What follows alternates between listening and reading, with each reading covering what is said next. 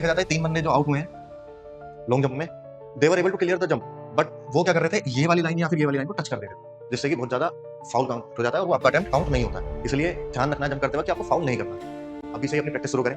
अगर आपको लगता है कि हमको फिजिकल में दिक्कत आती है या फिर उनके लिए भी जो पहले भी फिजिकल में फेल हुए हैं, अब अपनी प्रैक्टिस स्टार्ट करें। डेली ग्राउंड में जाएं, सुबह रनिंग करें 3-4 kilometre, go for the 5 kilometre also. Then कम से कम एटलीस्ट 3-4 अपनी स्प्रिंट या स्ट्राइड्स लगाएं। उसके बाद प्रॉपर स्ट्रेचिंग करें, एक्सरसाइजेस करें।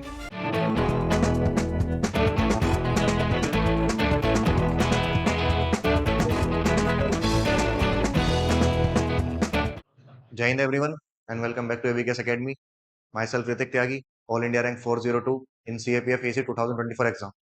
और आज मैं आपसे बात करने वाला हूँ एक बहुत इंपॉर्टेंट एस्पेक्ट की, जो आपके सिलेक्शन में बहुत इंपॉर्टेंट रोल प्ले करता है।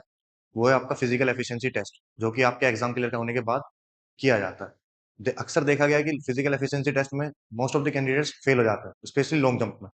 तो आज मैं इस वीडियो में आपको बताने वाला हूँ कि कैसे आप लॉन्ग जंप को अच्छे से कर सकते हैं, कैसे उसकी प्रैक्टिस कर सकते हैं और कैसे उसको easily on the ground clear कर सकते हैं। लेकिन उससे पहले मैं आपको बताऊंगा कि कैसे फिजिकल एफिशिएंसी टेस्ट कंडक्ट कराया जाता है और साथ साथ अपना एक्सपीरियंस भी शेयर करूँ। तो इस वीडियो को पूरा देखें और बाई चांस कोई डाउट आता है आपके माइंड में तो you can ask in the comment section. तो स्टार्ट करते हैं। पहले सबसे पहले जैसे ही आप लोग रिटर्न एग्जाम क्लियर करेंगे, आपको एक डेफ के लिए एक टाइम दिया जाएगा, डेट्स दी जाएंगी। उसके बीच में ही आपको डेफ फिल करना होता है। जैसे ही आप डेफ फिल करेंगे, मोर और लेस जैसे लास्ट ईयर जो फिजिकल टेस्ट हुआ था वो दिसंबर के महीने में हुआ, तो ऐसे ही इस बार भी शायद आपको डेफ फिल करने के लिए टाइम मिला जाएगा। उसके बाद ही आपको भेजा जाएगा फिजिकल का एडमिट कार्ड। एडमिट कार्ड आने के बाद आपको रिस्पेक्टिव सेंटर से बुलाया जाएगा। जैसे मेरा जो लास्ट ईयर हुआ था वो आईटीबीपी नोएडा हुआ, किसी का गोरखपुर, किसी का पुणे, ऐसे ही सेंटर सेट किए गए हैं, तो वहीं पे आपको बुलाया जाता है। तो जिस दिन आपको फिजिकल के लिए बुलाया जाता है उस दिन सबसे पहले आपका पीएसटी होता है, जिसको बोलते हैं फिजिकल स्टैंडर्ड टेस्ट। उसमें आपकी मेजरमेंट्स होती हैं, हाइट, वेट एंड चेस्ट। उसी टाइम पे आपको मेजर कर लिया जाता है और वो आपके रिकॉर्ड्स में रख लिया जाता है। जैसे ही पीएसटी कंप्लीट होगा उसके जस्ट बाद आपको पीईटी के लिए भेज दिया जाता है। आपके ग्रुप्स को डिवाइड कर दिया जाता है इनटू डिफरेंट ग्रुप्स ऑफ 10-10 और 8 ईच। एंड आफ्टर दैट आपका फिजिकल एफिशिएंसी टेस्ट स्टार्ट होता है। उसमें होते कौन कौन से इवेंट है वो मैं आपको बताने वाला हूँ। पहला इवेंट जो आपके फिजिकल एफिशिएंसी टेस्ट में होता है, that is 100 metre race. 100 metre race जैसी आपकी 100 मीटर रेस स्टार्ट होती है, जो फर्स्ट ग्रुप जो है वो जब जैसे ही 100 मीटर रेस में भागेगा, उसको बता दिया जाता है आपको पहले कि आपको जो टाइम दिया गया है वो 16 सेकंड्स है, वहां पे ही बताया जाता है और आपके ऑफिशियल नोटिफिकेशन में भी ये आया हुआ होता है। तो जो मेल्स के लिए टाइम सेट है वो है 16 seconds, you have to complete it within the 16 seconds. Females के लिए इट इज 18 सेकंड्स। और ये बहुत ही एम्पल टाइम होता है। 100 metre is not a big race कि आपको बहुत टाइम लगे। 16 सेकंड, 18 सेकंड्स बहुत एम्पल टाइम आपको क्लियर करने के लिए 100 मीटर रेस। जैसे ही आप 100 मीटर कंप्लीट करेंगे, जैसे सपोज करो ग्रुप ए ने 100 मीटर रेस कंप्लीट की, उसको भेज दिया जाएगा 800 मीटर के लिए। साइमल्टेनियसली ऐसी group B, group C, group D, group A, जितने भी ग्रुप बने होंगे उनको ऐसे ही खड़ा कर देंगे बैक टू बैक एंड उनको भेज दिया जाएगा 800 मीटर रेस के लिए।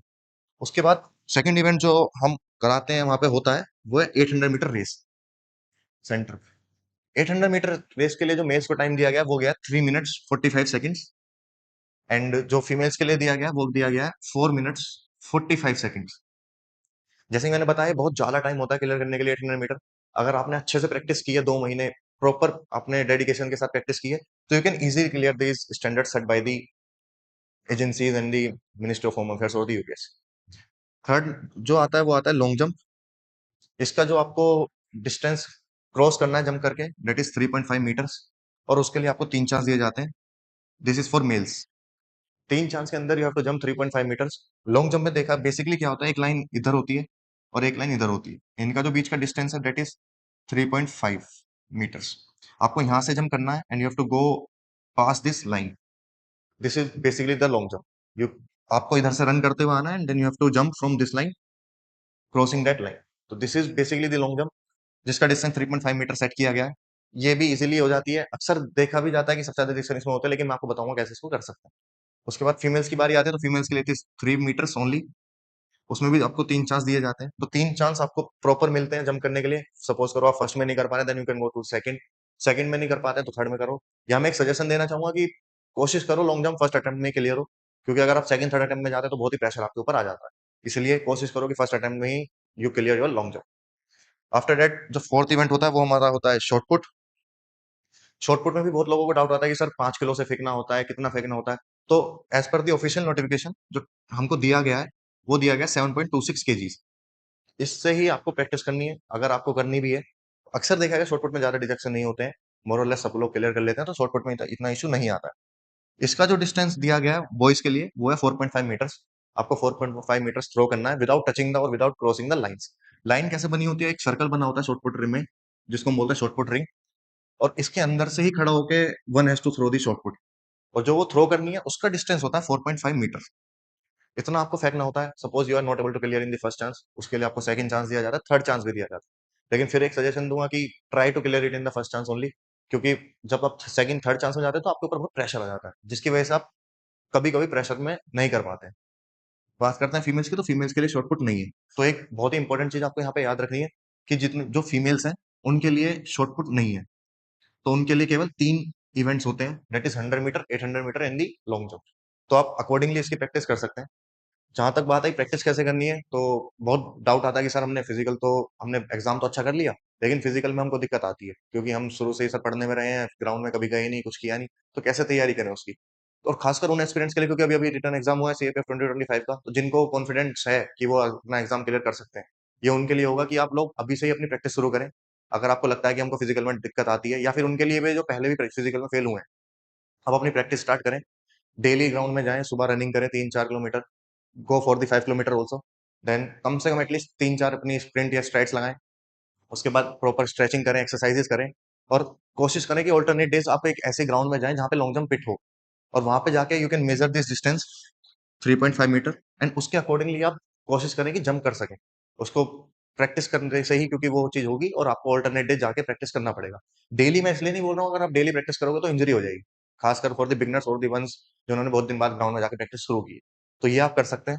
अब बारी आती है उनकी जो बिल्कुल भी कभी कुछ नहीं किया, उनके लिए एक यही सजेशन है कि you go to the coach और द ट्रेनर, उनसे बोलो कि सर मेरे को फिजिकल क्लियर करना है और मेरे स्टैंडर्ड्स ये सेट किए गए हैं एज पर दी यूपीएससी।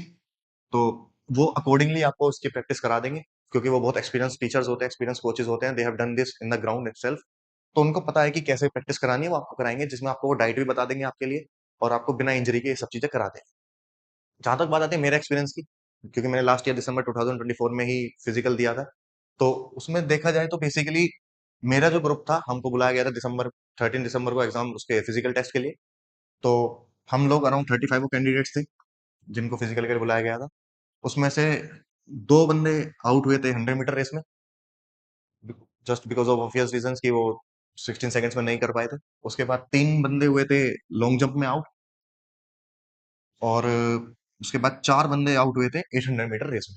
बेसिकली देखा जाता है 3 बंदे जो आउट हुए हैं लॉन्ग जंप में, they were able to clear the jump, but वो क्या कर रहे थे, ये वाली लाइन या फिर ये वाली लाइन को टच कर दे रहे थे, जिससे कि बहुत ज्यादा फाउल काउंट हो जाता है और वो आपका अटेम्प्ट काउंट नहीं होता है। इसलिए ध्यान रखना है जंप करते वक्त कि आपको फाउल नहीं करना है।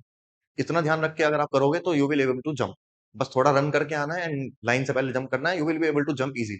तो ये ध्यान रखना है, क्योंकि सबसे ज्यादा रिजेक्शन अधिकतर देखा गया लॉन्ग जंप में होता है। हालांकि हमारे ग्रुप में नहीं था ऐसा, ये थोड़ा अपोजिट था हमारा ग्रुप, लेकिन ऐसा होता है। उसके बाद जो 4 बंदे आउट हुए 800 मीटर रेस में, just because of obvious reason, again because वो टाइम मैच नहीं कर पाए, जो कि टाइम दिया गया 3 मिनट 45 सेकंड्स।